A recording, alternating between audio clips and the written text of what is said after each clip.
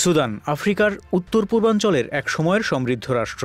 নীলনদের উর্বর তীরে গড়ে ওঠা এই দেশটি আজ ধ্বংসস্তূপে পরিণত হয়েছে। ২০২৩ সালের এপ্রিল থেকে শুরু হওয়া গৃহযুদ্ধের আগুনে পুড়ছে রাজধানী খার্তুম থেকে শুরু করে দারফুরের মরুভূমি পর্যন্ত। শাসন ক্ষমতার নিয়ন্ত্রণ নিয়ে সেনাবাহিনী ও আধাসামরিক বাহিনী, র্যাপিড সাপোর্ট ফোর্সেস বা আরএসএফ, এই দুই পক্ষের ভয়াবহ সংঘর্ষ দেশটিকে বিশ্বের অন্যতম বৃহৎ মানবিক সংকটে ঠেলে দিয়েছে।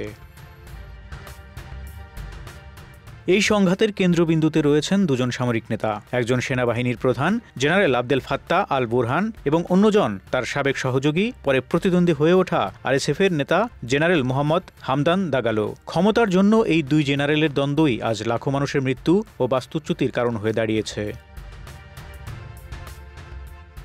এর পেছনের ইতিহাস দীর্ঘ ও জটিল। ১৯৮৯ সালে প্রেসিডেন্ট ওমর আল বশির সামরিক অভ্যুত্থানের মাধ্যমে ক্ষমতায় আসেন। প্রায় ৩ দশক ধরে তিনি একনায়কতন্ত্র কায়েম রাখেন, কিন্তু দুর্নীতি, দমননীতি ও অর্থনৈতিক সংকটে ক্ষুব্ধ হয়ে ২০১৯ সালে সুদানের জনগণ ব্যাপক আন্দোলন গড়ে তোলে। এর ফলেই বশির সরকারকে উৎখাত করে সেনাবাহিনী। পরবর্তীতে সামরিক ও বেসামরিক নেতাদের সমন্বয়ে একটি অন্তর্বর্তী সরকার গঠিত হয়, যার লক্ষ্য ছিল গণতন্ত্রে ফেরার পথ প্রশস্ত করা।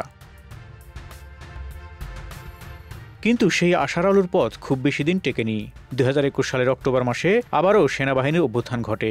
ক্ষমতা ভাগাভাগি করা নিয়ে তখনকার সেনাপ্রধান বুরহান এবং তার উপপ্রধান দাগালোর মধ্যে দ্বন্দ্ব শুরু হয়। মূল বিরোধ ছিল আরএসএফ বাহিনীকে সেনাবাহিনীর সঙ্গে একীভূত করা নিয়ে। বুরহান চেয়েছিলেন দ্রুত এই সংযুক্তি ঘটাতে, কিন্তু দাগালো আশঙ্কা করেছিলেন এতে তার শক্তি ও প্রভাব কমে যাবে। সেই থেকেই দুই সামরিক শিবিরের মধ্যে বিরোধ চরমে ওঠে।